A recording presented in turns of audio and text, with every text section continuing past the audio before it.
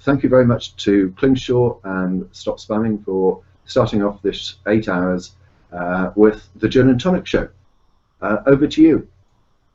Hi guys, Klingshor's a bit hungover, so we decided that I'm going to do the first couple of seconds. Thank you, DPR, and DPR, thank you very much for setting this whole thing up. I think it's brilliant. I think the Médecins Sans Frontières is a really great humanitarian organization which deserves all the support that it can muster. And I can understand, all right, if you're going to upgrade from your old 50-inch screen to a 60-inch, and you don't want to really support people, but you'd rather have a larger TV that you don't want to donate something, I can understand. But please, can't you wait just a month? Just, you know, do your thing, even if it's not a lot. And bidding on that book by Stephen Fry, I mean, that is really worth something. Anyway, welcome to the Jinn and Tonic show. Now, gin, unfortunately, has nothing to do with alcohol, but it is an ancient superstition which is found in a lot of religious myths and books and texts, and it's there. People wanted to believe in the past that there were such creatures, and lo and behold, we still have them today. We still have, what is it, Mythbusters and Ghostbusters and ghost seekers and ghost finders, and all these people, they are alive and kicking even today. So anyway, what we are is the jinns which are specific to Islam, the jinn which are specific to the Quran and the Sunnah. Now what we do is we concentrate on Islam, but that does not mean that we bash Muslims. That does not mean that we try and refute Islam or prove Islam wrong. No, that's not what we do.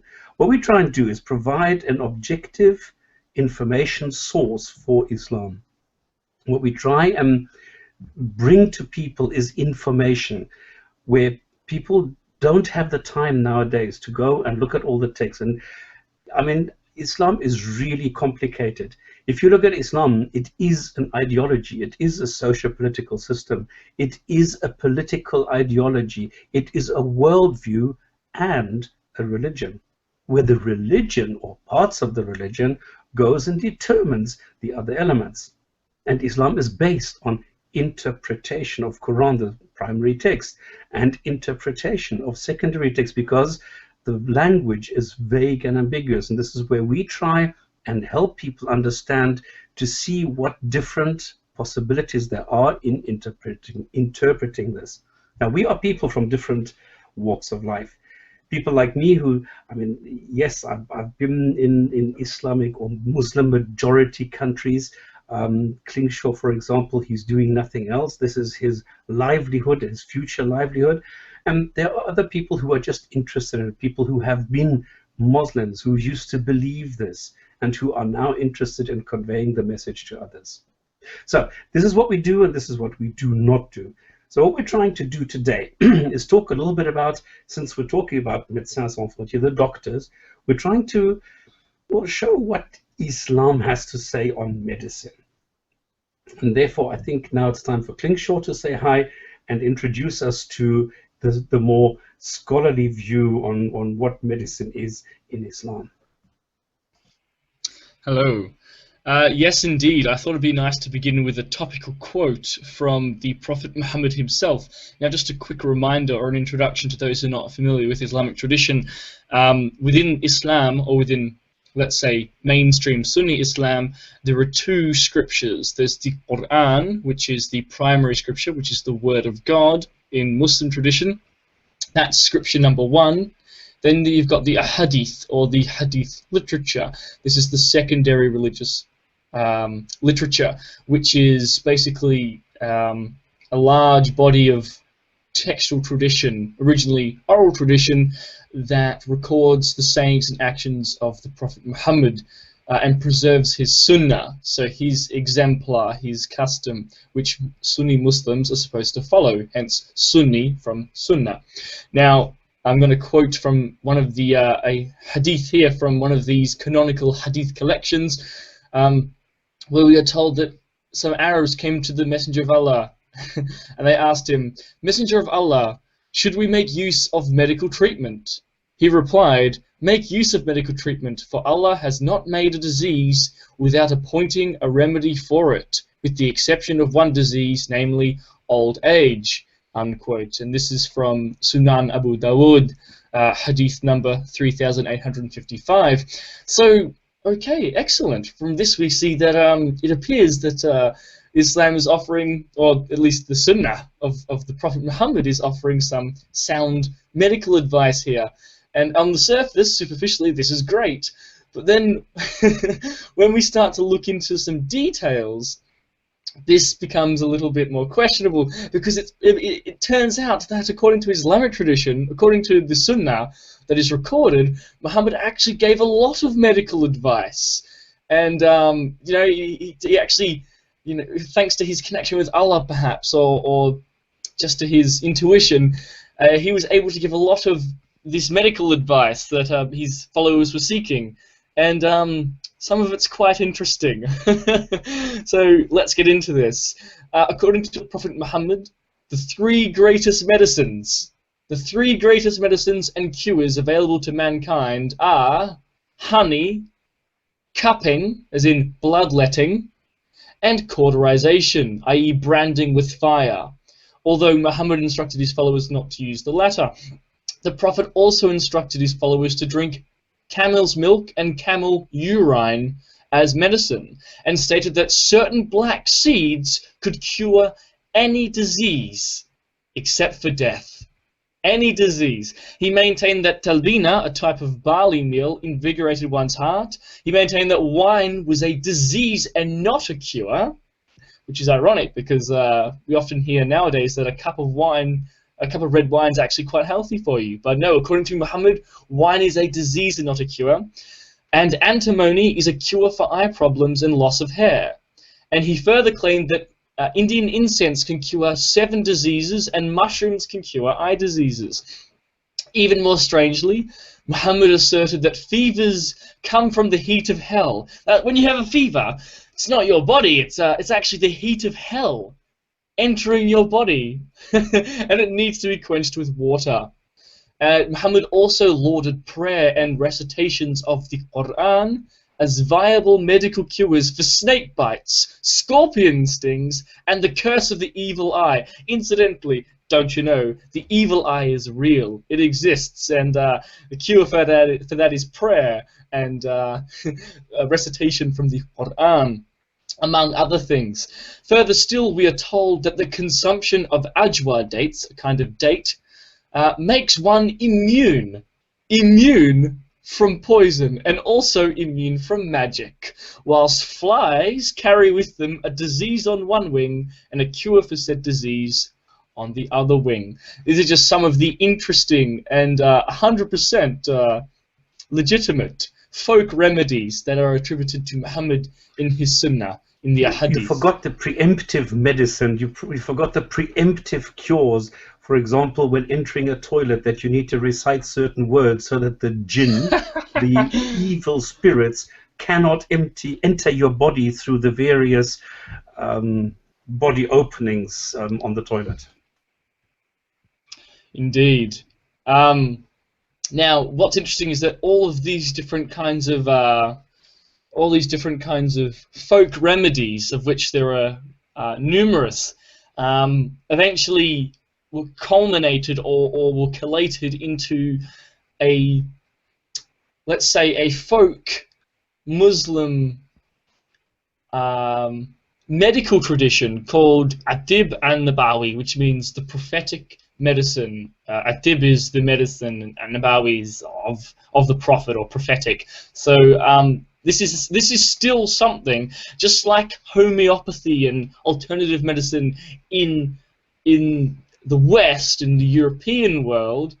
Similarly, in the Muslim world, we also have forms of alternative medicine, and it's the Prophet's medicine, Atib and Nabawi. And you'll find many Muslim websites claiming to have done research into the amazing, miraculous healing properties of camel urine, and so forth. But there's one thing I would like to stress. It's not all bad, okay? There are some very, very valid herbal remedies. There were some people who knew what black they seeds were will make doing. you immune to poison. Well, Of not course. that one, but there were some doctors around who knew how to heal wounds, who knew how to cure a stomach ache, who knew of the healing properties of certain plants. What is not true is what you hear then later is, for example, during the Islamic Golden Age, that people introduced medicine and were the first to actually come up with all these medical remedies and instruments and all that. That is not true. Ibn Sina, Avicenna, as he is known in the more Romanic version, all he is famous for is a compilation of a book which was highly structured and just described the various illnesses, which is why it was used for 500 years. But he was not an outstanding physician. He proposed, for example, against tuberculosis or something, just to eat honey. So that is the best that he could come up with. So he was not an outstanding physician. He was just somebody who delivered a structured approach to medicine.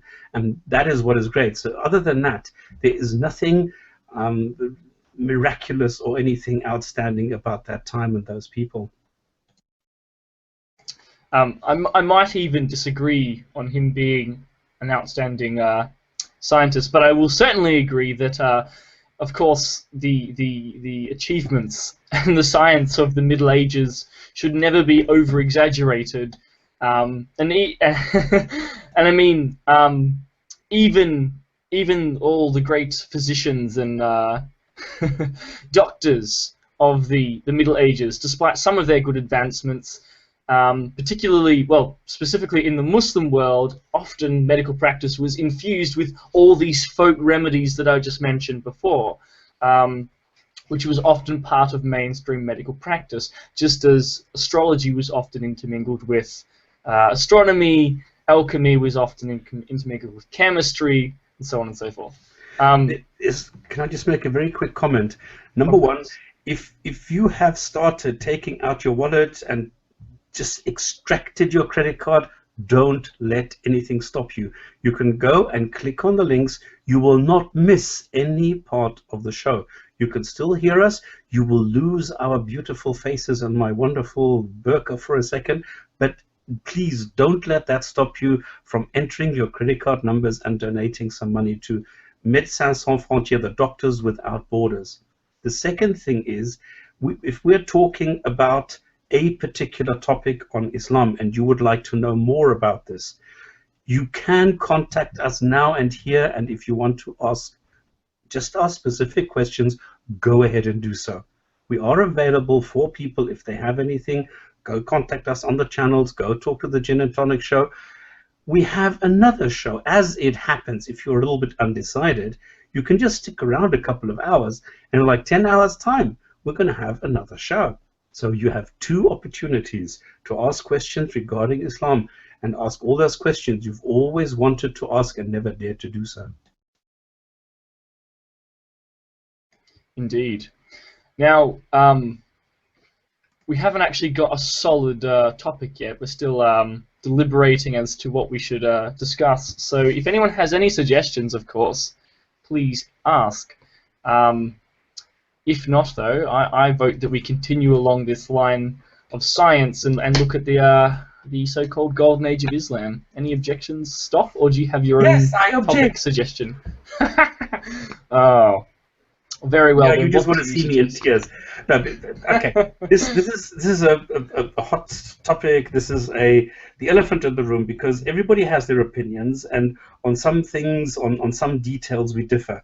The thing is that if you look at the Golden Age, there are so many different opinions, ranging from outright propaganda all the way to facts which are difficult to establish, and there are some sources where you need to assess very carefully, are they real or are they not? So some historians will go and say X, and another historian will say Y. Then Muslims come up with the version, it's actually Z. So there's different ways of looking at things, and this is why even amongst us we are discussing these things. So is that your way of saying we're not going to talk about this? Well, we can talk about it. It's just that there is no end result. There's never ever going to be an end result. It's just that the Islamic Golden Age, number one, is a misnomer. Number one, it has nothing to do with Islam. This was a bunch of people coming from different nations, all the way from India through Persia. They were Assyrians, they were Persian, they were Arabs, they were all sorts of people. With different belief systems. I mean, I always laugh when I hear people saying, "Yeah, Al-Haytham, Al-Khwarizmi, and Al-Razi." And I mean, please, there is no proof that Khwarizmi actually was a Muslim. Al-Razi was one of the biggest critics. He mocked the Quran.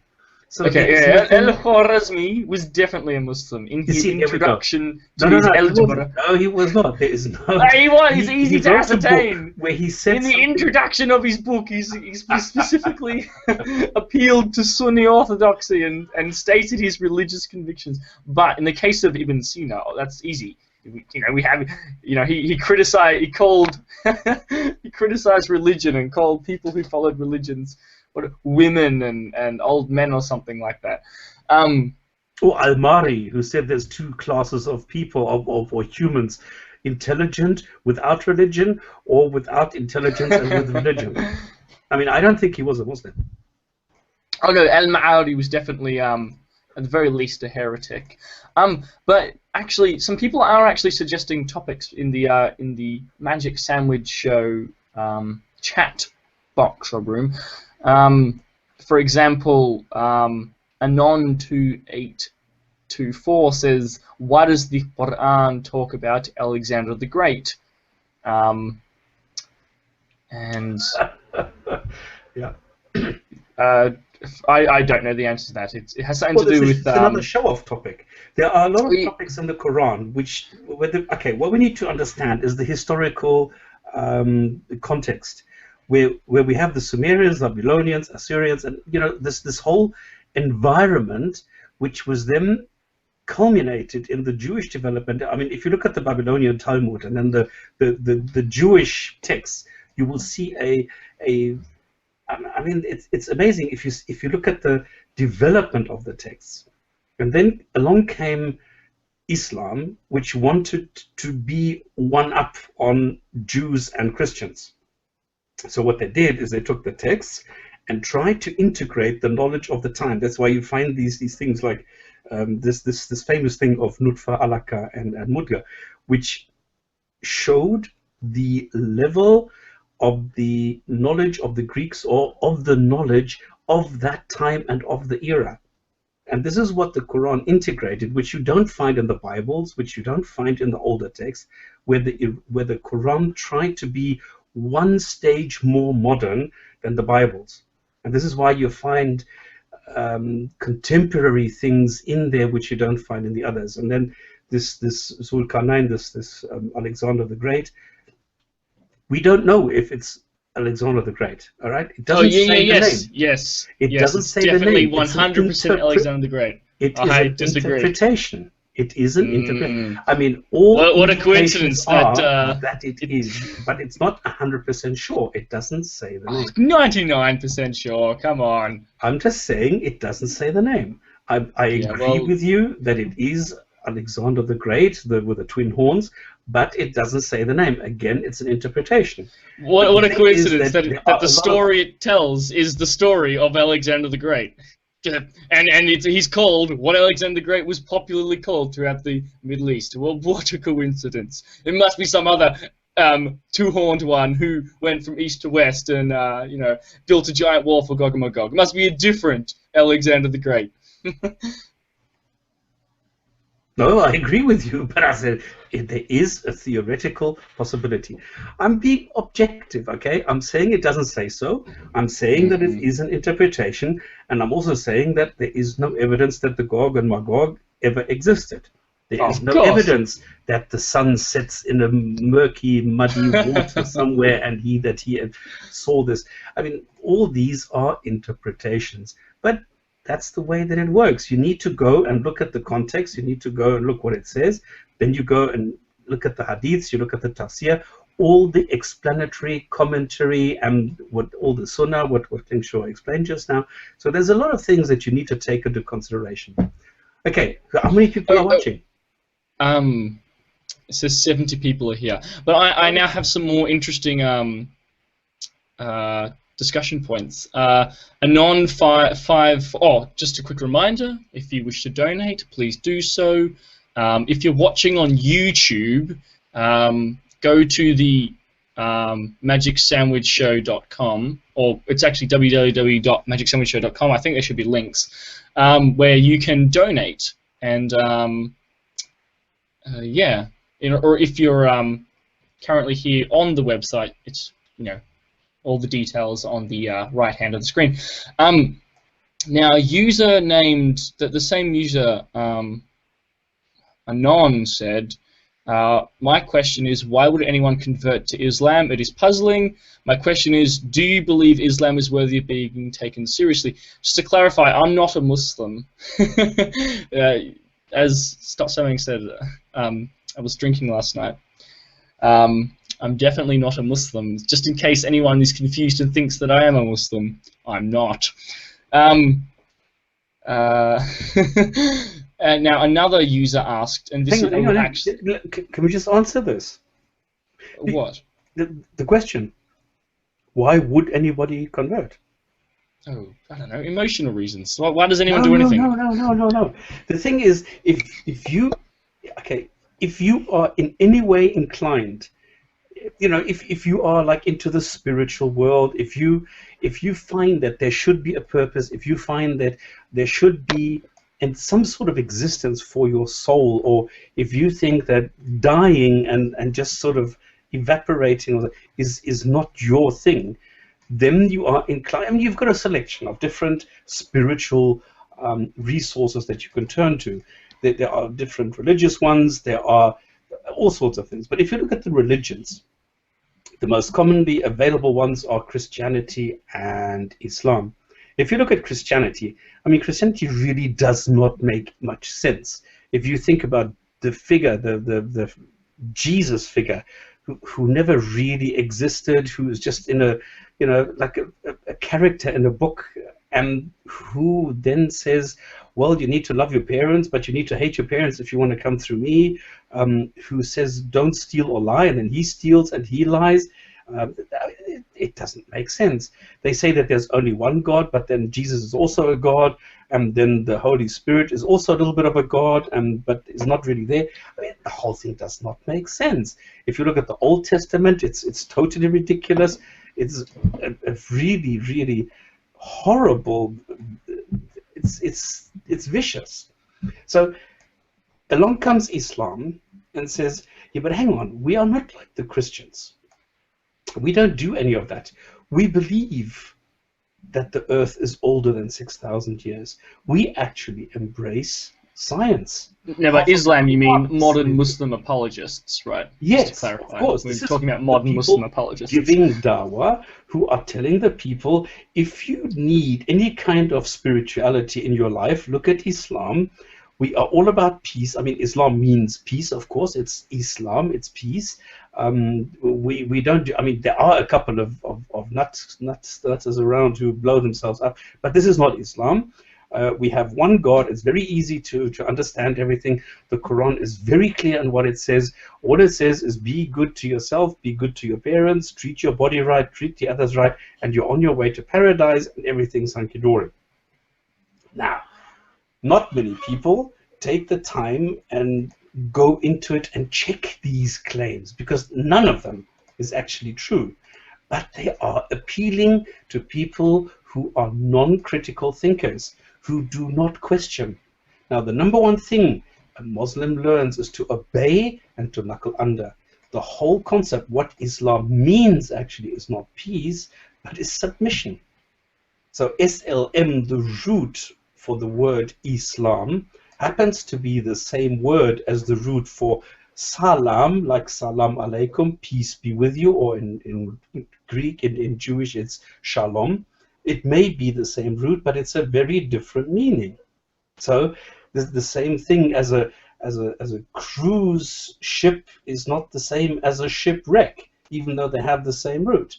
So the same thing is true with Islam and with Salam. So you need to be very careful what you're looking at. But Islam does appeal to a lot of people for its simplicity, and combined with the lies of people, that it embraces science and that the Quran is scientifically accurate and all that, does appeal to certain people. So basically, to summarize that, people who are emotionally vulnerable may be hooked by Muslim apologists' claims that Islam, out of all other religions, is scientific or has some kind of scientific basis or is compatible with science and has science miracles in the Quran, woohoo! And also by the rigidity of Islam, of Islamic practice, and of being able to just slot straight into a solid and well-defined community, you know, the ummah, and to have a sense of community and structure in your life. So that's usually the draw or the appeal of Islam to people who convert. Exactly. So yeah. But if anybody wants to talk, please, let me say this again. Send a contact request to Magic Sandwich Show. Tell us what you want to talk about, and then we'll get you in here and we can talk about this one-on-one. And you don't have to just ask a question and listen to what we say, but you could actually have a discussion. Now, someone else, this is another interesting, because right now I'm just reading through the comments and seeing if there's any interesting questions that we can then respond to and interact with. Matt Notorious said, I want to know about why it's okay to lie to non-believers. I find that insane. This is like one of my pet peeves because it's not really true, and it really annoys me because, look... But it is being practiced. Well, look. Islam is a pretty, as it's practiced by most Muslims, or has been practiced, is a pretty crap religion. Let's be honest. Comparatively, I mean, it's pretty awful in its application. Has been traditionally, still is in a lot of the Muslim world. I don't consider it to have a particularly positive effect on the world at all. You don't need to make like no one needs to say about Hitler, yeah, he was also a baby rapist. Like he's bad enough already, you know. No one needs to say about the Catholic Church, yeah, also they want to you know, kill all redheads. You know, they're bad enough. The church is bad enough already. It does enough. You don't need to make stuff up about it. Yeah, lots of Muslims lie, but it's not like a special giant conspiracy theory, taqiyya. You know, it's just like all religious people lie. Taqiyya is a religious doctrine of dissimulation that was invented by Shia Muslims because Sunni Muslims were killing them all the time. And so the Shia developed this doctrine of dissimulation.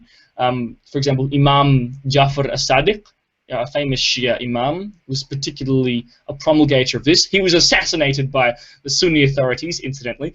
This is during the Middle Ages, and so the Shia developed this doctrine of taqiyya as a means of not dying.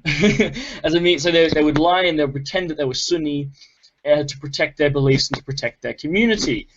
That's what taqiyya is. That's what it's always been. And in fact, this whole idea of watch out, you can't trust anything that Muslims say because they're practicing taqiyya. This conspiracy theory, which is now very common amongst, let's say, anti-Muslim bigots, or just among, I don't know, lay critics of Islam in the West. Not that all lay critics are anti-Muslim bigots, but hopefully you get what I'm saying. What's ironic here is that this conspiracy theory began as a Sunni conspiracy against Shia. If you go onto Sunni websites, because internal conflict is always more intense than external conflict. So the whatever vitriol you find towards Islam or Muslims from non-Muslims, you can find it just as intense or just even more intensely within Islam towards from different kinds of Muslims to each other. If you go onto Sunni websites, you'll often find, don't trust the Shia. They practice taqiyya. They watch out. They all lie. They lie to us. They're religiously mandated to lie. So it's it's actually a Shia thing, a minority sect of Islam, and it's not like a stealth jihad propaganda technique.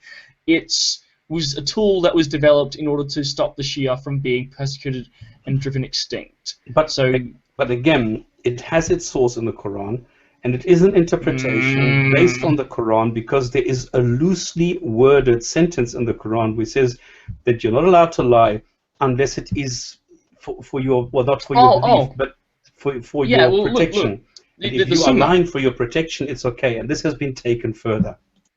Sure, I mean, you know, in the Sunnah we have Muhammad saying that lying is acceptable, you know, to preserve good relations with your wife, and in war, and in war. But I mean, that's not that in and of itself is not unreasonable. Like that's pretty practical, in fact. In and of itself, but what obviously the problem is if people like, you know, if people are actually dishonest and lying to people for no good reason, then there's a problem. But that's like it's not like it's not a necessary thing. That would just be someone's personal interpretation. Exactly. It isn't legit. No, it isn't fair to, or no, it isn't correct to say that there's a big doctrine of deliberately lying to non-believers to spread Islam. That's just it just doesn't exist. It can be abused. Sure, of course. We have the problem of the interpretation, because the interpretation of what warfare is now up to the individual. Because now we have the Taliban who are going crazy again, because they are now saying that why don't all Muslims go to America and perform little acts of terrorism like what we had in Boston? Because like that, America is tying up resources and is getting poorer and poorer because they need to pour more and more money into this. So what they are saying is Islam is at war because Islam is being attacked. And Islam is being attacked by the USA and by Israel. So it is a matter of interpretation of what is warfare or wartime, or when these wartime commands actually apply. Because a lot of Muslims say, yeah, but these commands are only available during wartime. Well, a lot of Muslims are saying we are at war. There you go. I just want to stress though that it's not like a coherent or well-developed doctrine within Sunni tradition or anything like that. This would just be an individual Muslim's interpretation. I mean, it's no different really from like the Bible, where Paul says, you know, be all things to all people. You know, like when you're talking to the Jews, be like a Jew. When you're talking to these people, be like these people. Like what we have in 1 Corinthians 9. 19 to 23. So it would, like, a Christian could interpret that and be, yeah, you know, I'll pretend to be like the people I'm talking to in order to convince them of my religion. So again, it's not like a coherent doctrine in Christianity where all Christians are ordered to go out and lie to all non-Christians to spread Christianity, but it is something that someone could interpret from the text, right? Personally. Same with Islam. I just wanted to stress that point. But look, there are plenty of Muslims who lie. There are plenty of Muslims who just deceive people to spread their religion. But it's not like it's a special doctrine from like Sunni Islamic tradition, because it just doesn't exist. It's not there. That's just what I wanted to stress. All right, what else should we talk about? Let me peruse the comments again.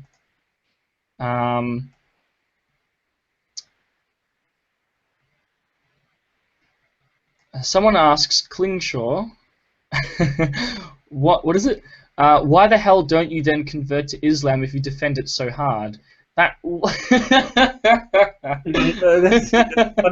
what a good question. Yeah, because I am just an Islamophiliac, you know. I mean, I have a whole YouTube channel devoted to criticism of Islam. I have YouTube videos talking about how the Quran. Criticism. Well, I would like to think it is accurate criticism, fact-based criticism, you know, critical analysis of the religion of Islam. I have videos where I argue that the Quran and the Sunnah and Islamic tradition and Islam in general allow and condone marital rape, for example. I'm not Yeah, I'm definitely. I defend Islam so hard. I should just convert to No, Islam. hang on. Okay, what I said in the beginning is we try not to bash. We don't try to refute. We don't try to show that everything is wrong. No. What we're trying to do is we try to be objective, and we try to show. I mean, where credit is due, we do give credit, and it's not a matter of saying everything about Islam is bad. No, because Islam does provide positive input. It does tell people not to lie. It does tell people to respect others. It does tell people to obey like basic hygiene and things like that. So there's a lot of good that can come from Islam, and it does say do not kill yourself, do not do that. But unfortunately, there's also the other side. But we cannot go and say everything is bad, because then people, I mean, even Muslims will not take us seriously, and they will say, yeah, they look at these people, they're just bashing them. No, but so far we have not had, and I am personally very proud of this, we have not had any Muslims in any way criticizing the Jinn and Tonic show for being inaccurate or for being emotionally biased or anything like that, because we do give credit where credit is due. I think so anyway. Oh, well, I have seen one or two people criticize us, but it's usually quite glib and superficial criticism. And you're gonna love this. Stop. Watcherman12 asks, "Stop spamming. Are you a fundamentalist Muslim?" What? No, say that. I'm not listening. I'm not reading this. You have to explain it. Are you a fundamentalist Muslim? Yes, you know, because there's a picture of a burqa and he's... We're not Muslims, for God's sake. Okay. Do you know, actually, do you want to know something funny? What makes a fundamentalist Muslim as opposed to another? I hate that word. Why don't you call in? Why don't you go to the Magic Sandwich Show after you've donated at least $10? Then you go and you just put in this. Why don't you go and talk to us? Why don't you go and ask us? Come on, it makes it so much more interesting if we have people that we can interact with instead of just us holding a monologue. Why don't you just submit your request, what you want to talk about, ask the question, and then send it to Magic Sandwich Show. And then you will be in, you can chat to us, and then you can ask me yourself. Because I'd love to know what it is that would make you ask this question. This person says Anon3668 says they aren't pro-Islam, they're just so soft towards it that people think they're defending it. No, it's not that we're soft, it's that we don't condone or support or promulgate bullshit criticism of Islam. We support accurate and factual criticism. That's not the same as being soft towards it. Once again, like my videos, I'm talking about how Islamic tradition and Islam condones marital rape and slave rape. How is that a soft criticism? It's not. And no, it's because we don't use the standard rhetoric. This is we don't use the Christian rhetoric and stealth jihad. Yeah. Well, I'm sorry that we're not all, part of the far right, but look, I'm sorry we try to keep it like a standard of Spencer and Condell and that sort of thing. So if you expect that kind of rhetoric and that kind of vocabulary, okay, yes, I must admit it's the wrong place. No, see, the thing is, like, we've actually read the Quran, the Hadith. I've read works of medieval jurisprudence, obviously English translations. I've read more history books about the history and development of Islam and medieval Islamdom than I can count. I do Islamic studies at university. That's my major, right? If you want, legitimate criticism of Islam, this is the place to go. If you want alarmism and popularism and empty rhetoric, go over to, some of these ranting YouTube channels or to someone like, I don't know, Condell and Geller and so on and so forth. Okay. What about Tommy Robinson? Come on, we don't use that. Tommy Robinson, like, and again, like, I've written about Muslim immigration for those who are interested. You can find my blog, klingshor.blogspot.com, where I've written about some of the real legitimate issues that can arise from Muslim immigration. And there are some issues that are distinctive to Muslim immigration, right? It's like, but real facts, not just alarmist propaganda. I don't know.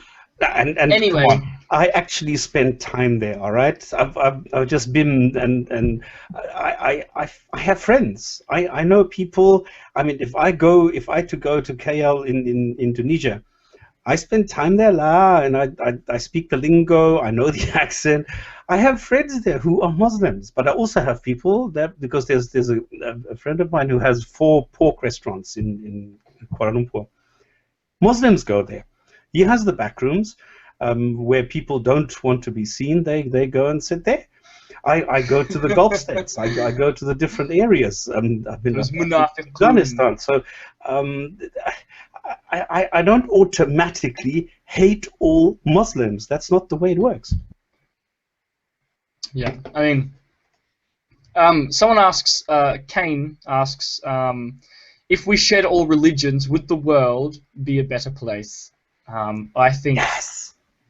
I don't think it would be. I think religion's a symptom of the problem, not the problem itself. I think the problem itself is dogmatic thinking, faith in dogma-based belief systems. So, for example, Soviet Union, case in point, they got rid of religion, or they were anti-religious, but they still had a faith in dogma-based belief system. They still had dogmatism, and it had tragic results. I mean, the Soviet Union was a bloody train crash. Yeah, but what happens if you have this thing that religions go where they belong? A museum. If they are treated the same way as horoscopes are, that no problem. No, look, but see, I think that people who are religious, let's say religious or religious people, the problem is the way that they think. So if you take away religion, they'll still think in an idiotic manner. They'll still lack critical thinking skills. Well, you know, and so what happens in Egypt? What happens in Syria? What happened now the last couple of days in the Philippines again? This is people thinking that they can impose the religious side and make it a government. And this is where the problem comes in. And as soon as you have a government looking at a god to establish Sharia, because at the end of the day, all that Islam wants as a goal is to establish Sharia for everyone. And the problem is there is no single book on Sharia. Sharia is not a single thing. It is a conglomerate. It's a collection. It is cultural. It is regional. It is always different. Let's say it's a legal tradition.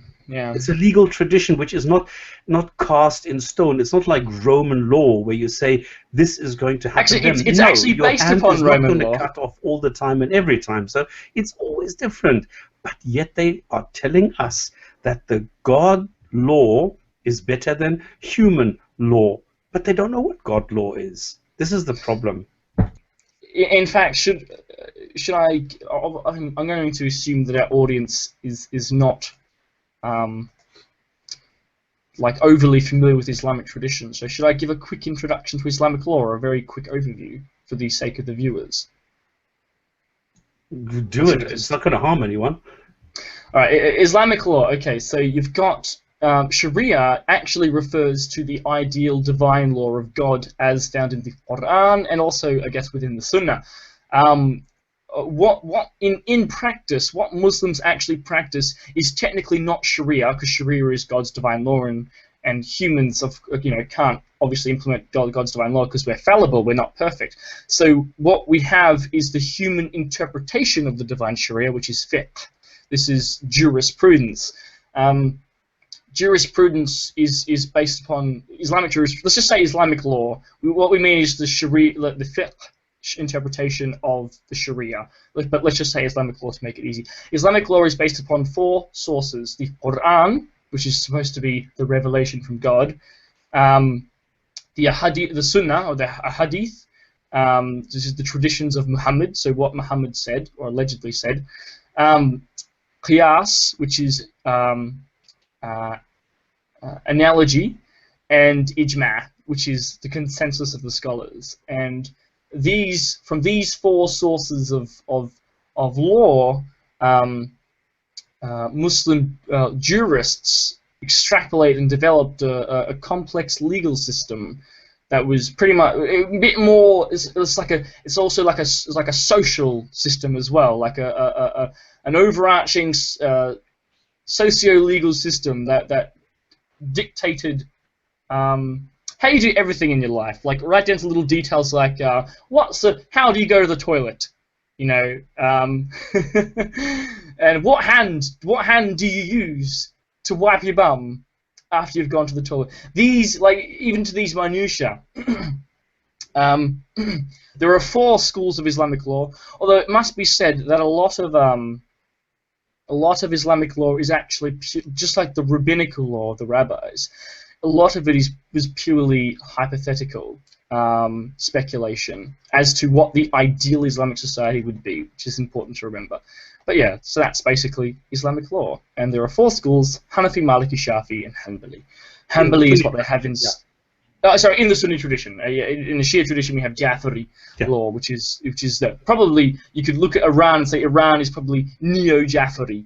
The theocracy there, the legal tradition they buy into is the Jafari tradition. And this is a very good point to make, because in Syria, for example, it's totally different. There you have so many subgroups that nobody really knows anymore who is doing what in Syria. So this is what makes Syria so incredibly complicated. And like, obviously, people frame it as a Sunni Shia conflict in Syria, because quick note, there are several kinds of Shia or Shi'i Muslims. There's the Twelver Shia Muslims, or the Jafari Shia Muslims. That's what Iran is. That's the sort of official religion of Iran. But there are also there are the Ismaili Shia Muslims as well. And then there are also the Alawi Shia Muslims. Now, the government of Syria is sort of an Alawi government, or Alawi-dominated government, ruling also an Alawi Shia minority ruling over a Sunni majority. And so it's these Sunnis are fighting against this Alawi government in Syria at the moment. But it's actually not that simple, because it's only the urban Sunnis, because the rural Sunnis actually have too much invested in the governmental structure and the administration for various historical development reasons. So the rural Sunnis actually support the government. Okay, but I think now it's getting confusing. I think what we need to do is just back up a little. What we need to stress here, the differences between all these groups are minor. So they all believe in the Quran. They all have the belief that there is one God, and God doesn't have a name, because the Arabic for God is simply Allah. So if somebody says it's Allah, it just means God. That's it. Now, the second thing is that if you go and look at the differences, they all believe that they need to pray towards Mecca, but the Shia, for example, are quite happy to go and condense the prayers, because they realize that today it's very difficult. If you're a pilot on final approach into Los Angeles, it's a bad time to, at that moment, leave your seat to go and pray. So what they do is they leave the prayer for later, and then they combine prayers for like lunch and afternoon, and they are quite happy to do that. Also, Shias have this more personal relationship with the people. So they have like a little bit like a pope, the Ayatollah. They have the Imam, whom they idolize. So they are not as let's say, spiritually removed as the Sunnis. So there are some differences, but they are actually minor. They all believe in the Quran, they all have the God, they all have Muhammad, they all have the different traditions, they all have the different interpretations, they all have the same problems that are inherent in the Quran and the traditions. The Shias are a little bit more advanced, I believe, in making it work in their everyday lives. Like Iran, women get a really excellent education. Women are more integrated into Islam in Iran than they are, for example, in Saudi Arabia. Yeah, I would say that the differences between Shia and Sunni and all that are probably a rough analogy would be between Catholics and Protestants, for example. Same Bible, but different interpretations and different doctrines. Yeah, I don't think we need to go into that. But basically, to summarize Syria, what we have in Syria, we actually have Al-Qaeda, which is the extreme of Sunni Islam, fighting against Hezbollah, which is the extreme of Shia Islam, which I think is hilarious, but also quite sad. Okay, one quick summary here. What we need to understand is that the Quran, for example, does not specify how many times a Muslim should pray. It just says Muslims should pray. It does not specify how, when, where, and how many times. This is then human-made. The Quran does not specify that women have to cover everything except hands and the face. This is then specified by humans later on. The Quran does not specify that you need to go on Hajj in Ramadan, during Ramadan, to Mecca, blah, blah. It does not specify that. Muhammad is only mentioned 4 times in the entire Quran by name. Mecca is only mentioned once in an obscure side sentence. So all these things are man-made. They do not come from the Quran. So these fundamental things are not in the Quran itself. This is something that everybody needs to understand. Interesting note on the man-made bit about like women's coverings. For example, the pre-Islamic Roman historian Tertullian recorded how the women of Arabia wore burqas before Islam. In fact, pretty much what I would say is that, interestingly enough, there is nothing new in Islam, essentially. Very little of what you find in Islam is not is original. Almost everything, even all the law, most Islamic law evolved out of Roman law and rabbinical law and provincial Roman law in Iraq and the Levant. Well, the cultural law, yeah. Yeah. For example, you know, the Quran is a composite of. It contains a lot of pre-Islamic texts or narratives. You know,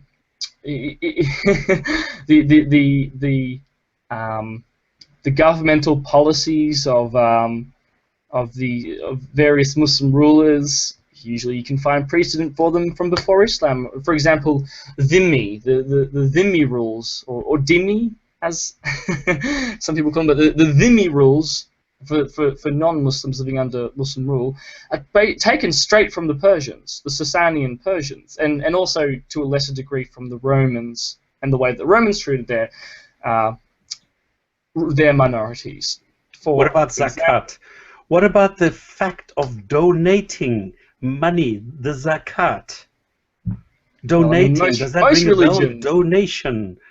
Oh, donations! Like what you can do now if you go to the right side of the screen if you're on the Magic Sandwich Show website, and you can donate to Just Giving, Doctors Without Borders United States, Doctors Without Borders, pitch in, or go onto eBay and try and get the Stephen Fry book. And if you do that, then Klingshor will explain to you the difference between the dhimmi status, the zakat, and the jizya. Ah, yes, and also the land tax as well. But only after people have donated, all right? We're going to check on that. Yeah. Let me actually quickly check what the land tax is called in Arabic, because I always forget. Any other questions we can discuss? Kharaj or something. Because I'm not following the comments. Which in the IMs. Oh, this is a good one. This is a good one. Anon2824. Thanks for your questions, Anon. By the way, keeping this lively. Yeah, Klingshor. Does the Quran depict a geocentric view of the solar system? Yes, absolutely. Well, okay. I think it does. What I would say is that the Quran, if you approach the Quran without unwarranted religious presuppositions, the text appears to be geocentric in nature. It appears to have a flat Earth cosmology. The Quran reflects a flat Earth cosmology, which we discussed in our previous episode of the Jinn and Tonic show. In fact, do we need to go into detail on this? or should we just move on to the Zimmi thing? What No, are I people think interested in this is hearing? okay. The text does not say that Earth is spherical or flat. The text does not say that the sun is in the center and we are rotating around. No, but the whole text only makes sense if it is in fact a flat Earth. The entire text only makes sense if sun and moon are orbiting around Earth and both are the origin of a light. Yeah. For example, just to give some people some interesting examples, the Quran describes heaven. First of all, heaven and the sky are actually the same word, sama. In the Quran, which is interesting, the heaven / the sky is described in Surah 2 verse 22 and Surah 40 verse 64 as bina, which means a raised structure, a dome, a roof. In Surah 21 verse 32 and Surah 52 verse 5, the heaven / the sky is described as saqf, which means a roof or a canopy. And it is for this reason that also, I mean, there's many verses. We could go into this in lots of detail. For example, that's the sky. What about the earth? The earth is described as sutihah, which means in Surah 88 verse 20, which means to be made flat, to be flattened, to be spread out. Daha, which means to roll out, to spread out, to expand, to widen up. And taha, farasha, mada, muda, etc. Spread out, flat, flattened, expanded. And I mean, there's so many. For example, I think for me, what I find the most convincing, well, one of the most convincing things to me that indicates this flat Earth, this geocentric flat Earth model, is the issue of shooting stars. According to the Quran, essentially. Let's see, Surah 15 verses 16 to 18 says that God has adorned the heavens / the sky with constellations protected from devils. These devils, those basically, there's a whole bunch of Quranic verses that talk about how God's up in heaven, right, heaven / the sky, chatting to the angels, and Jinn, remember how we discussed Jinn at the beginning, Jinn would creep up and try and overhear the heavenly assembly, and to steal information. And so, well, it could be amongst the gods. Maybe. And so, to stop this, God assigned shooting stars to knock down the jinns away from the heavenly assembly and to keep them from overhearing this information. This model really only makes sense if you have a flat Earth with the dome or the heavens above. And so the jinn go up and they try and listen to the heavenly, like heaven is in a fixed location in the sky, you know, at the top of the dome, and then the jinn go up and they try and overhear what the heavenly assembly is saying, and then the shooting stars, which are the stars which are around, you know, stud the dome, would shoot at the jinn and drive them away. And these stars are lower than the sun and the moon. So on a lower level. And the other thing is that you need to face the sacred place, which is being interpreted as being Mecca. But if you are, for example, in Canada or on the border to Alaska, and if you want to face Mecca, you've got a real problem, because you don't know whether to take the rum line, whether to take the Great Circle, or whether to look down at the ground so that you can actually look through the earth in the direction of Mecca, because the Quran does not know about the spherical nature of Earth, and that's why it says if you are 50 kilometers away from Mecca, you can face Mecca, whereas if you are in Canada, it does not make sense anymore. The same thing with the fasting. If you're in Spitsbergen in Norway, there is no sunrise or sunset for a couple of weeks and even months. So how are you going to fast during the day from sunrise to sunset if this is 4 months? well, congratulations. On the other side, you have the extreme opposite. If you're on the ISS and you have like 16 sunrises and sunsets in one day, or how do you establish, if you are on Mars, what the direction to Mecca is in which to pray? So this is totally stupid. It only makes sense if you are living on a flat Earth. We've had a question via Skype. Mo asks, I hear you have some questions for the show. Do you believe the Quran was actually the word of Muhammad entirely? Also, do you believe that it was written in Mecca/Medina, even though there is no concrete evidence for it? And can you speak more about the notion that the caliphate created Islam rather than Islam creating the caliphate? Do you want to? I would like to talk about the third one. Mine is very short because it's all summarized. We went through this when Tom Holland was on the show. He showed us all the history and all the historical texts around this, and he came up with the chain of evidence around this. Okay, Mecca is not really mentioned in the Quran. It's only there once. There are a couple of things in the Quran which would not be possible in Mecca. So we know that the Quran was not written in Mecca. We have no indication that Muhammad actually lived in Mecca. We don't know how old Mecca is. We have no idea. The other thing is that we do not know who wrote the Quran. There are different styles. There are different methodologies in writing, different formats, different everything, which seem to indicate that different people wrote different sections in the Quran. My favorite hypothesis is that the 29 different single letter sentences in the Quran are actually the synonyms of the scribes who wrote them.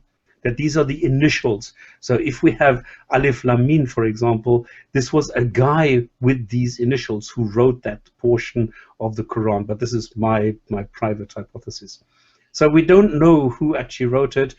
Yes, there are some sections which indicate, because if Muhammad had sex with Maria the Christian, his wives got cheesed off, and the next day you find in the Quran, don't be cheesed off if Muhammad has sex with his non-wives. We have the same situation that Muhammad felt that it was time to have a better look at his, well, the son's wife, his daughter-in-law, but it was the adopted son, and then he divorced her, and then Muhammad could marry the daughter-in-law.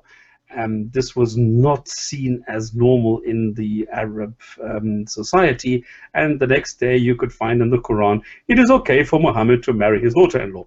So there are certain things which seem to indicate that they are surrounding a particular person. But it could also be that these are just instances of things that happened in that era by different people, and that they thought that they should address them. Because we need to understand that this was written over decades. The hadiths were written over centuries. So a lot of this goes into a lot of politics, a lot of differences in the cultural concepts in society are reflected in the Quran and the hadiths.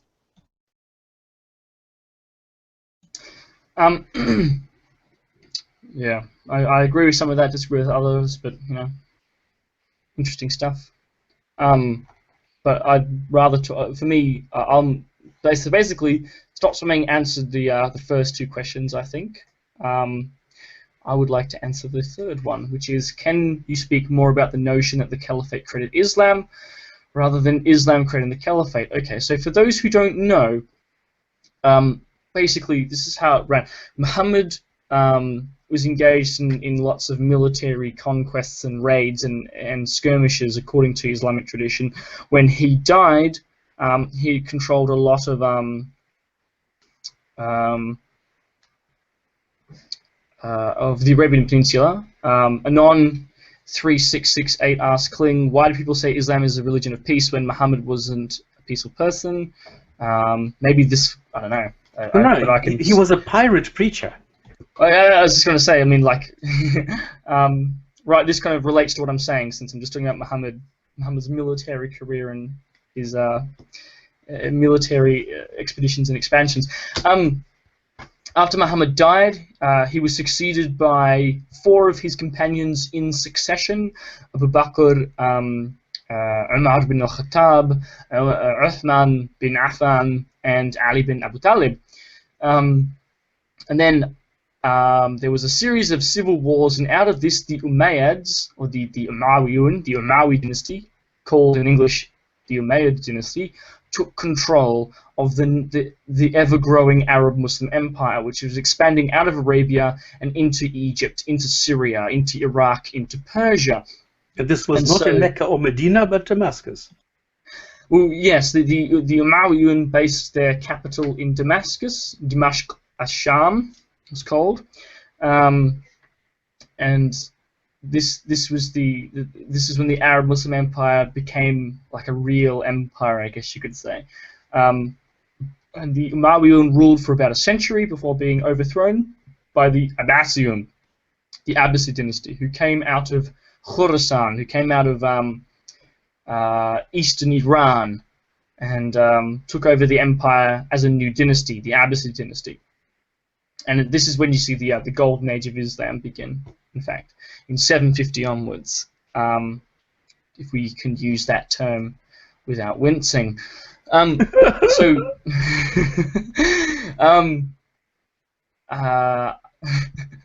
Anyway, so essentially, what we can say about Islam, in this earliest Islam,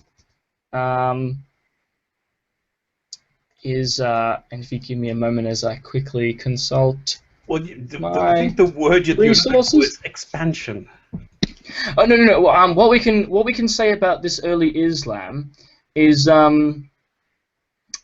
basically, according to contemporaneous Christian and Jewish records from the mid to late 7th century, tribal Arab armies calling themselves the migrants, Muhajirun, raided, invaded, and conquered Mesopotamia, the Levant, and Egypt, ravaging the land and causing widespread destruction.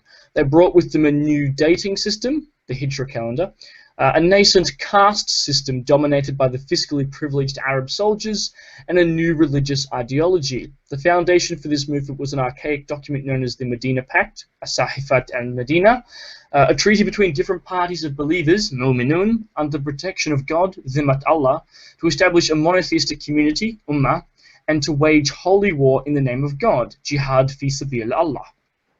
This new Arabian socio-politico-religious movement was strictly devoted to monotheism, Tawheed, and highly iconoclastic, being especially hostile towards Christian iconography and theology. The adherents of this movement followed the laws and preachments of an Arab prophet named Muhammad, who had outlawed adultery, lying, the drinking of wine, and the consumption of carrion. Muhammad's early movement contained several Jewish tribes, and his ideology, influenced by Jewish eschatology, was essentially apocalyptic in nature, anticipating the imminent return of the Messiah and the end of days. The Abrahamic heritage of the Arabs, held to be the descendants of Hagar, and hence known as the Hajarines, Muhajirun, that's another meaning of Muhajirun according to early Syriac sources, was emphasized by Muhammad, who also venerated the prophet Moses and sought to reconquer the Holy Land for his Arab followers. These Arab monotheists conducted ritual fasting and prayed towards a sacred sanctuary associated with Abraham, known as the Kaaba, where they would venerate a special. By the way, the location is not known, so, but we know that they venerated some shrine of Abraham, where they would venerate a special stone and conduct animal sacrifice. The Arabs would congregate for prayers in a building called a mosque, masjid, and held the city of Jerusalem, Quds, in high regard. This was the earliest form of Islam as it emerged in the 7th century CE, according to the earliest Christian and Jewish sources, or Greek, Syriac, and Armenian sources. So as you can see, sure, go ahead. It was seen as very helpful by the Umayyads, especially Muawiyah, who realized that using gods was very useful for his expansion policy. And that was it. It was not a matter of the Quran being brought to the people, but it was the contents of a God who is vengeful, being brought to the people to instill obedience, and around this the Quran was created. I think it's the other way around. I think it was the expansion of the Arabs was seen by the rulers as being useful, and that's it. Indeed. So it was religion being used. Well, I think it. Abdul Malik bin Marwan is the one who really takes Islam and makes it sort of an imperial ideology that bolsters the regime. Muawiyah, yes. It's Abdul Malik who puts Muhammad on coins. It's Abdul Malik who calls himself Khalifa or Caliph for the first time. No other Muslim ruler was called Caliph before that. He's the one who builds Dome of the Rock. He's the one who makes Arabic the imperial language, and so on and so forth. And the one who came up, which I think is a genius idea, of having the Al-Aqsa Mosque, which didn't exist at the time, because it was actually a misnomer. So he bloody well built the mosque and named it Al-Aqsa so that it matched what was in the Quran. I mean, that for me is sheer genius. Now, to answer the question that has been asked, which is the notion that the Caliphate created Islam rather than Islam creating the Caliphate. Yes, well, so obviously we can tell from these early sources that the bare bones of Islam existed, right? So obviously there are there's monotheism, tawheed, you know, there's a couple of laws, you know, like no adultery, no lying, no drinking of wine, you know. There's prayer, there's fasting, there's, you know, the veneration, there's praying towards some sort of Abrahamic sanctuary. So these things existed in early Islam or earliest Islam, but this is quite rudimentary. All the details, you know, Islamic theology, Islamic law, all the hadith, all of this was only really established and created during the Abbasid era, like more than 100 years later, and later than that too. And later than that, that's right. So the earliest Muslims, well, look, most of the Arabs who did the invasion were not Muslims, right? They were only Muslim in the very loosest sense. They would not have known anything about the religion, other than, like, it was more like a political affiliation, right? The idea that they were all devout believers, they were all praying, they all knew all the prayers, they all knew the Quran. Absolute load of completely anachronistic. It's really historically implausible. It was certainly not the case. It was Islam only developed gradually amongst the Arabs as a whole. You know, the different Sahaba, the different wandering teachers, you know, spreading the practice throughout the Arab Muslim Empire. And even then, you had all these discrepant schools of thought developed throughout the empire, different schools of law, different schools of theology in the different regions. So the earliest hadith collections, all from the Abbasid era, all you know, the Kitab al-Muwattar of Malik bin Anas, the Musannaf of Abdul Razak as-Sanani, for example. These are all from after the Abbasid revolution. All the major jurists, you know, I mean, Malik was operating. Obviously, he was operating before the Abbasid era, but his work of law was written after the Abbasid revolution, and it was really, all the schools of law were really only developed by the students of all the, you know, Malik bin Anas, these early great jurists, Abu Hanifa, Ash-Shafi, all during the Abbasid era. You know, the theology was only properly developed during the Abbasid era. So even though, sure, Islam, the religion, dates from before the Caliphate, from before this empire, but it's this empire, it's the Persians and the Persian traditions and the Jewish traditions and the Christian traditions in the empire that really culminate and develop into Islam and all the details of Islam, all this Islamic law evolving out of not really from the Sunnah, but more out of provincial Roman law, for example, or provincial Persian law, as dhimmi. The dhimmi system is a great example of that. In fact, the Umayyad, and this is quite interesting, what the Umayyads did, this first great dynasty of Islam, is that they, and just a quick reminder, you should donate, guys. Just a quick reminder, the charity links are on the side, so please, if you find this interesting, or if you wish to help out Doctors Without Borders, please feel free to subscribe. If you don't think this is interesting, yeah, by all means, you can still help someone somewhere. The Umayyun, the first great dynasty of the Arab Muslim Empire that developed after Muhammad's death and the expansion of his immediate successors, the Umayyun, all they did was, when they took over Egypt, Syria, from all this territory from North Africa to India, they didn't impose much law on anyone, right? All they did was altered the system so that the new political elites were Arab Muslims who received all the booty, all of the taxes, the land tax, the Kharaj, which is the land tax, and the Jizya. Just go into it, because we've only got 10 minutes left. Why don't you now go and solve the problem with the taxes, the Jizya and the Zakat? Okay, so now Islamic tradition claims a precedent to Muhammad, but Islamic tradition dates from the Abbasid era, whereas what we more likely have is just a continuation of Sassanid Persian practice, because they also demanded tribute in exchange for fealty and thus the protection of non-Zoroastrian communities within the Persian Empire, who were generally, allowed to retain their own religious practice and so on and so forth. But essentially what you have is, when the Arab Muslim Empire expanded across the Middle East, the Arabs were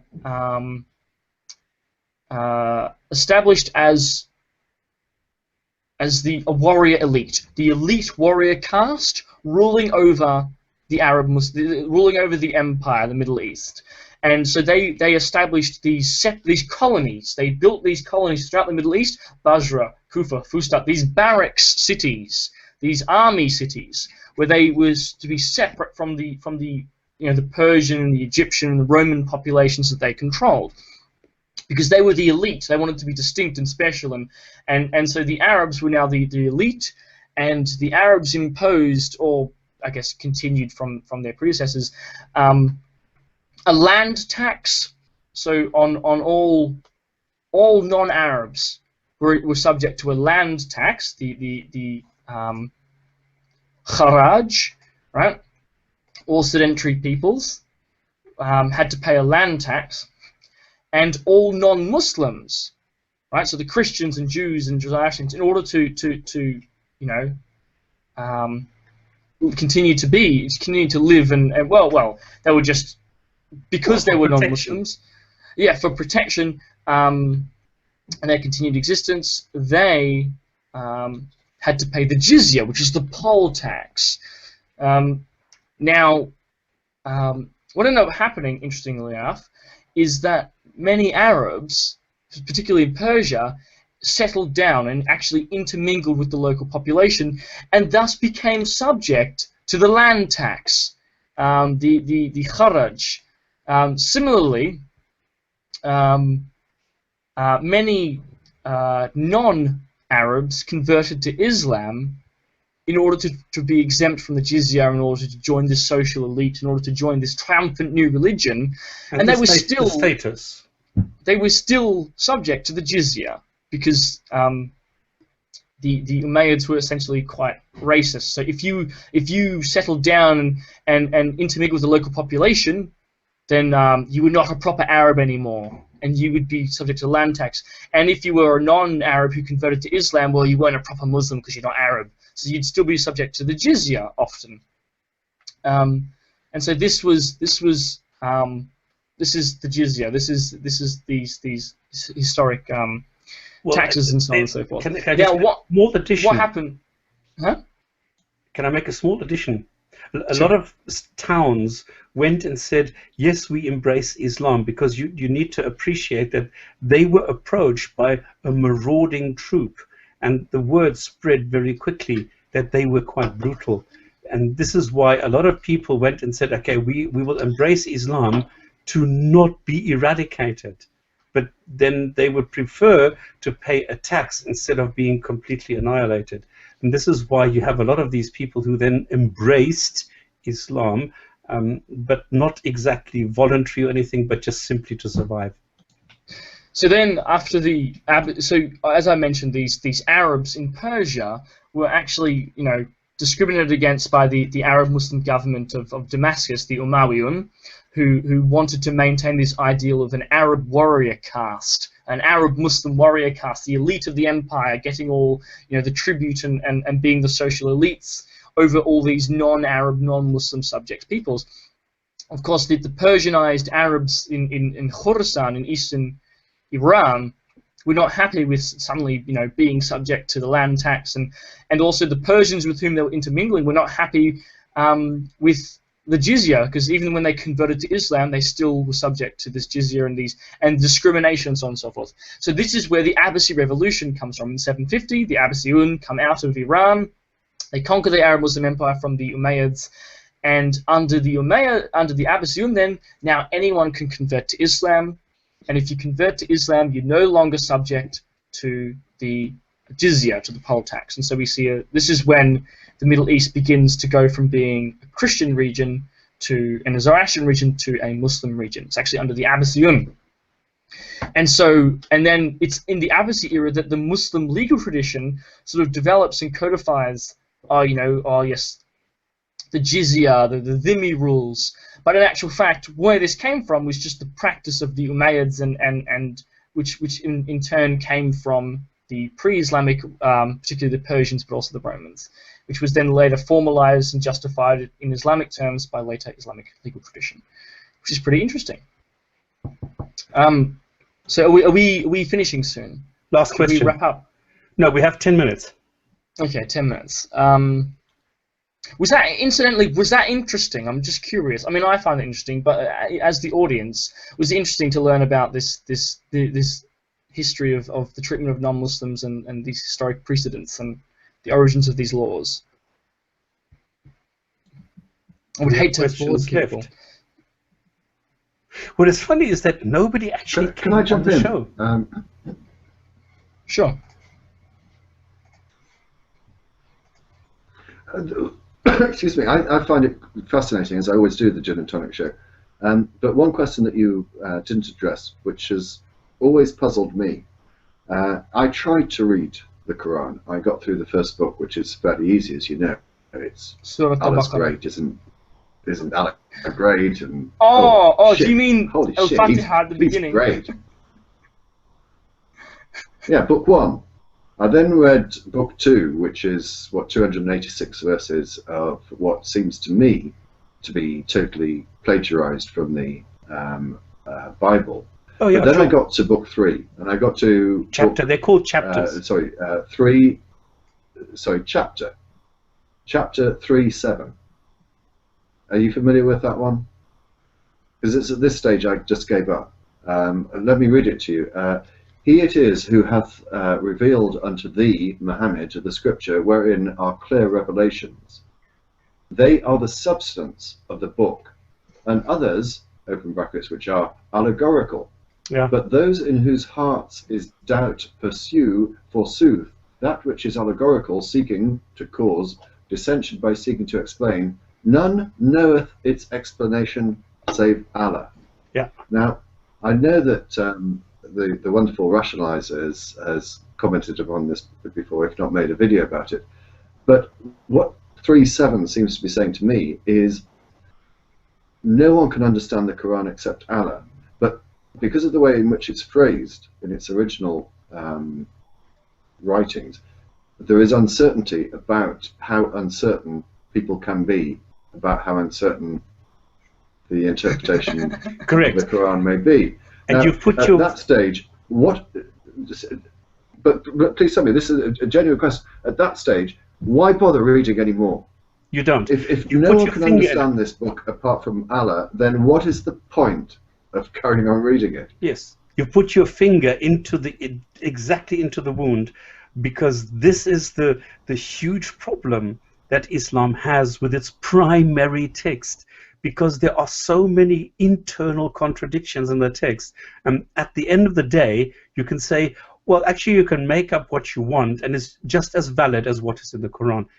That is exactly the problem, and this is why you have such huge discrepancies between Muslims. If you look at the Morocco Muslim, if you look at the Saudi Arabian Muslim, if you look at the Indian Muslim, if you look at the Malaysian Muslim, they are so incredibly different. This is where it comes from, because there is no such thing as the Islam or the Muslim. That's the whole problem. Yeah, I mean, yet local all of culture. them, I'm sorry, Klingshor, but it's very much like the different denominations of Christianity. I see a parallel there. Every single denomination will claim that they've got it right, and every other denomination has got it wrong. And this is what you have with Islam as well, which is why you have the But this is why Islam is dying. It is dying for two reasons. Number one, it is dying from internal sectarian violence, where people are actually killing themselves over what the differences are within their belief systems. And the second thing is that modern times, the modern society is showing people, I mean, it's just like communism. Communism died because of the outside influence. The same thing is happening in Islam. You have the outside influence where people realize, I can have a happy life, I can still believe, I do not need Islam as such. I mean, in Christianity, I can pray to any God, in any language, at any place, facing any direction, whenever I want. I do not need this strict structure of Islam, which puts you into this corset that you cannot move left or right according to your local imam. And this is the whole problem. Yeah, that's it, isn't it? It's all down to the local imams. It's like the different denominations. It depends who you listen to. And, yeah, that's it. Yeah. Yeah. There's another thing that I think that you haven't mentioned. I think you may have done on a previous show, but it's fairly recent news, and I think it's of some moment. One of your favourite chums, Hamza Sortsis, apparently has denounced. Well, he's denounced his claims that there is proof of Allah in the Quran by no. scientific miracles and embryology. No, he has not. No? He starts off by saying that actually none of this is true, and then he says actually all of this is true because. So this is a trick, okay? Because he starts off by saying, well, I've realized the error in my ways, and I've seen now that I was wrong, and I've taken back my embryology paper and all that.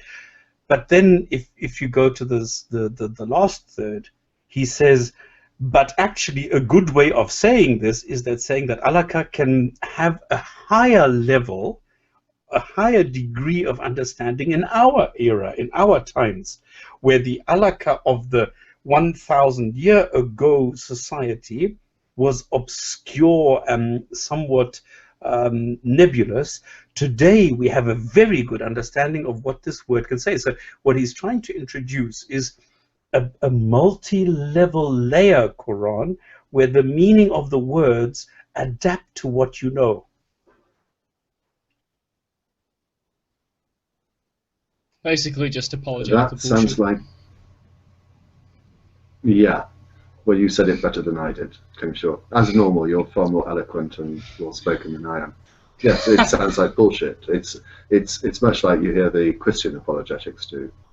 They're identical. They always identical. Look argue for special, basically a special pleading, to justify their interpretation of their particular book. And they use all sorts of big and fancy words, epistemology, ontology, all this sort of like bullshit. It's just like, give me some evidence. Yeah. And they never come up with any evidence. It's all, as I say, it's special pleading. You can believe this book because this book's different. Well, I've never found one argument that is persuasive or unique that I couldn't use in relation to Harry Potter. Exactly. Well, that's the thing that makes me so frustrated, is when for example, now I'm usually arguing with Muslims because obviously I specialize in Islam, and it really frustrates me when Muslims always use arguments that they themselves would not accept were I to proffer the exact same arguments, but from the Christian perspective, to promulgate Christianity or any other religion. And of course, Christians, it's the exact same with Christians. They wouldn't, the same arguments that Christians make, they themselves would not accept if proffered to them to support a different ideology. And it's like, what, do they think I'm stupid? Because like they're giving me an argument that they themselves wouldn't accept, or are they just stupid in that they don't realize that they wouldn't accept this argument themselves? Like, it's just really frustrating. Yeah, but that's the way. What else Anyway, has been are we- bothering you? Yeah, DPR. What else is frustrating you about Islam? Yeah, Let us solve your we're going to queries. be drawing to a close now. Well, kind of. I mean, well, it's not solved them. It's just reaffirmed that I'm correct to question this faith on those, I guess. Absolutely. But yeah, we've got 12 minutes before we're going to go to the Skeptic Fence show. There is going to be a slight break, and let me explain why. What I have to do, because the Skeptic Fence is not going to be on a Hangout, it's going to be only broadcast on Born TV and on the live stream on the Magic Sandwich Show. That involves me shutting down this Hangout, altering a little bit of code in the website programming, whatever. I don't need to go into the details. That takes me about 2 minutes to do. So there will be a break. The reason that I would invite everyone who is watching on YouTube now to go to the description, where you should get a live link to take you straight to the Magic Sandwich Show website, so you won't miss anything. It'll take you directly there. You will only see that the next 2 hours of the show there. After the Skeptic Fence show, we will then be introducing our mystery guest, which apparently is not as much of a mystery as I thought it was, because he's actually made a YouTube video, so some of you probably know who it is, but I'm still not going to say. You're going to have to wait for 2 hours just in case you don't know. Joined by Potholer54 and Eugenie Scott playing Would I Lie to You. Then we will have Dark Matter 2525 and Coctopus Prime, and we'll have a live call-in show, I think, during that hour and a half, maybe 2 hours. We'll see how long we can exploit their generosity for. So please, anyone who's watching now on YouTube, go to that link below. It also means that if you're watching on the website, you have down the right hand side of any of the pages, and also including the live stream page, you have 3 links that you can click to make a donation. The top one is Just Giving. Please use that if you're in the United Kingdom, because you get extra money from the government to it's as much as 20–25%, I think, that they give. So use that if you're in the United Kingdom, definitely. The second link is Doctors Without Borders United States. That goes directly to the MSF New York office. Or if you want to use PayPal, use the pitch-in, which is the third link down. Also, you'll see down the right-hand side, for sale on eBay is the Stephen Fry book. I know that we have normally many things for auction. This is the only one we have this year. So far, we're going to be hopefully doing the full 24-hour program in November, but the reasons I explained before just simply didn't have the ability to sort out a 24-hour program this September. But this is the book that's up on auction. It's been sent by Stephen Fry, and I'm very delicately opening up to show you that he has signed it. All the best, Stephen Fry. I don't want to open it up fully because otherwise it wouldn't be pristine and new. That's on eBay, and as I say, if you go down to the 4th link down on the right-hand side of the website, you'll see the for sale on eBay, the Fry Chronicles. I haven't actually checked. I suppose I could do it now, couldn't I? Let's see. Have we had any bids in it yet? Oh, current bid is £10. Well, that's only 2 bids. Come on. It sells for $8.99, and this is signed by Stephen Fry, donated specifically for auction for this charity. Come on, we can do better than that. Anyway, I'll just shut that down. So we've now got 8 minutes to wrap this part of the program up before we get ready for Skeptic Fence. So can I thank both of you, and perhaps finish off with giving a shout out for your own show? Well, we haven't done too well, have we? Well, hopefully we entertain some people, I guess. Just a quick reminder. I don't know how much donations we've got in. I tell you what, we have. It looks as if, and I can only check this on Bitchin directly. There's $120 that have been donated on the Bitchin. Wow! Thank you, just guys. Getting, I'd have, That's really and great. there was only $10 before you started, so you got 110 there. Fantastic. You've also Just Giving has got £60, so that's about great. That's about $100 on there, and the direct donations to MSF. It's taking a while to open up. You've got 25 there as well, so yeah, that's cool. You've got what was it? A couple of $100. Well, Fantastic. guys, thank you. Would have been much appreciated. Thank you. On Stephen Fry's book.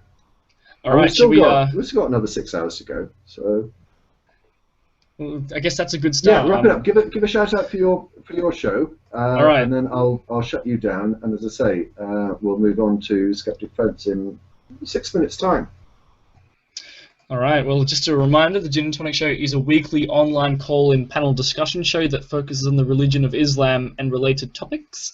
You can find out more about us on Facebook at facebook.com/The Jinn and Tonic Show. You can find us on YouTube, where we stream live on for our show, which is youtube.com/The Jinn and Tonic Show. You can also follow us on Twitter, on twitter.com/The Jinn and Tonic. And yeah, I'm Klingshor, and this is Stop Spamming. I hope you guys have enjoyed the show. And I will donate $10 if you say Quran for me. Make it 20 and I'll do it. Oh, you drive a hard bargain. Go on. Good one, yes, and do it topless. Right, I have my dignity, you know. All right. But people, before you do, let me just explain. I can't pronounce Quran in the way that a Muslim can, and I certainly can't do it in the way Klingshor does. And I've never heard it said so sexily as how Klingshor does it. Go on. All right, guys. For the greater good and for Doctors Without Borders, the worst book that I've ever read in my life is undoubtedly the Quran. Oh God! Doesn't it just? Oh. Quran, Once I've wiped up the mess, I'll make the donation. Thank you very much indeed. On that bombshell, I'm going to. Actually, yeah, I have to end the broadcast, don't I? Yeah, and then do that. Okay. I think I know what I'm doing. Bye. So again, just so Cheerio. everyone's clear. Oh, sorry. Stop spamming. Last word. Stop spamming. No. Klingshor said it well. No, fine. Okay. All right then. Oh well, no, fine. So as I say, we will be. Let me just make sure I'm clear about it. If you're watching on YouTube, go to the description, click on that. That will take you to the live stream on the Magic Summer Show website. You won't miss anything. There will be a break of about 3 minutes whilst I have to rewrite the script into the website. Why not take that time to press on one of those links on the right-hand side and make a donation to a very, very good cause? Thank you very much. We will, you'll be back with Live Life and the Skeptic Fence Show, and I know that they have 2 hours of enormous amount of fun for you to look forward to. So don't go away. We'll be back in 3 minutes' time.